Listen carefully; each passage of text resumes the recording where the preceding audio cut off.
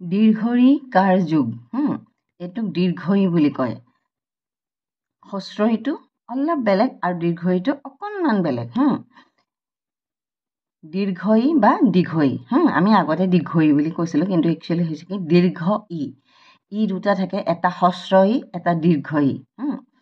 ই অকণমান দীঘলীয়াকৈ প্ৰনাউন্স হয় অকণমান আমি কওঁতে অকণমান দীঘলীয়া হয়। ক যোগ দীৰ্ঘই ক দীঘৰিকাৰে কি। প্ৰথম চ ক দীঘৰিকাৰে কি চকী। প ক দীঘৰিকাৰে কি পকী। দন্তীয়া নত আকাৰে না ক দীঘৰিকাৰে কি নাকি। বত আকাৰে বা ক দীঘৰিকাৰে কি বাকি। দন্তীয়া ত যোগ দীৰ্ঘই দন্তীয়া ত দীঘৰিকাৰে টি। ঠিক তেনেকৈ তীখা হাতী তীৰ সতী। দন্তীয়া ন যোগ দীঘৰিকাৰ নত দীঘৰিকাৰে নি।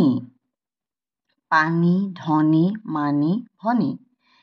কাউৰী বগলী চিলনী ছাগলী। বিচনী বগৰী লাহৰী জীৱনী। ঠিক তেনেকৈ তীখা বৰ টান হীৰা দামী হাতীৰ নাক দীঘল দ মাটিত পানী হয়। মাছ পানীত থকা জীৱ নদীৰ তীৰত শীতল বতাহ বয়। কাউৰী বুদ্ধিয়ক পক্ষী ছাগলীৰ গাখীৰ উপকাৰী। দুখীয়াক দান কৰিবা লগৰীয়াৰ লগত সৎ ভাৱ ৰাখিবা। সাগৰৰ পানী গভীৰ খৰালি কালত নদীৰ পানী কমি যায়।